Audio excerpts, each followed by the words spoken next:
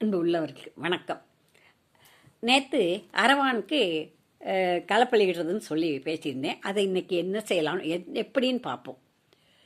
தர்மர் என்ன செஞ்சார்? கிருஷ்ணரும் அர்ச்சனனும் அரவானும் தான் 32 லட்சம் பொருந்திய ஆண்கள்னு சொல்லி இருக்கிறவங்க.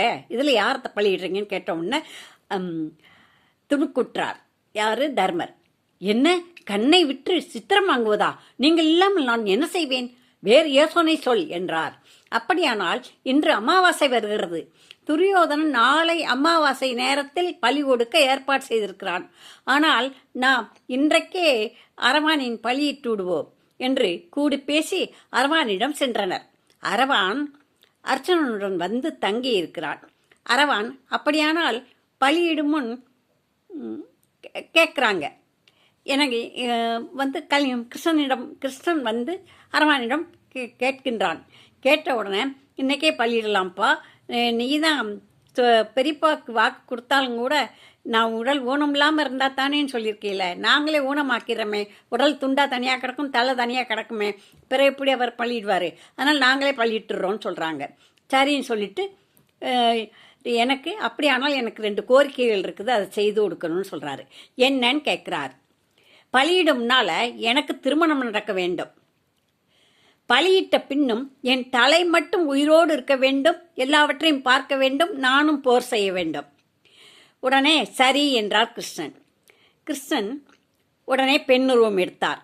அரவானுக்கு கிருஷ்ணன் அன்றிரவே திருமணம் அரவானுக்கும் கிருஷ்ணனுக்கும் திருமணம் நடந்தது.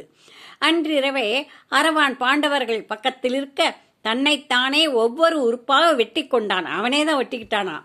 தலை மட்டும் உயிரோடு சிரித்து கொண்டிருந்தது. உடல் பாகம் காளிக்கு பலியானதால் மகிழ்ச்சியோடு துள்ளி கூத்தாடியது. தலையும் கூத்தாடியது. அதனால் தான் அவருக்கு கூத்தாண்டவர் என்று பெயர் வைத்தார்கள்.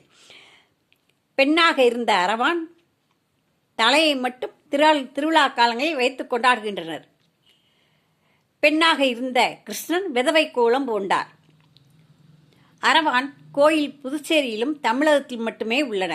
திருநங்கைகள் தாங்கள் பெண்ணாக மாறி கிருஷ்ணரின் வம்சம் என்று கூத்தாண்டவர் கோயில்களில் திருமணம் செய்து பின் மறுநாள் விதவை கோலம் பூண்டு திருவிழாக்கள் கொண்டாடுகின்றனர். இந்த அரவானுடைய இதுக்கு திருவிழாவை கொண்டாடுறாங்க. அதனால் அவங்க தலை கூத்தாடினதுனால கூத்தாண்டவர் என்று பெயர் பெற்றது. பதிவிடுங்கள், லைக் போடுங்கள், சர்ப்ரைஸ் பண்ணுங்கள், கமெண்ட் போடுங்கள். நன்றி.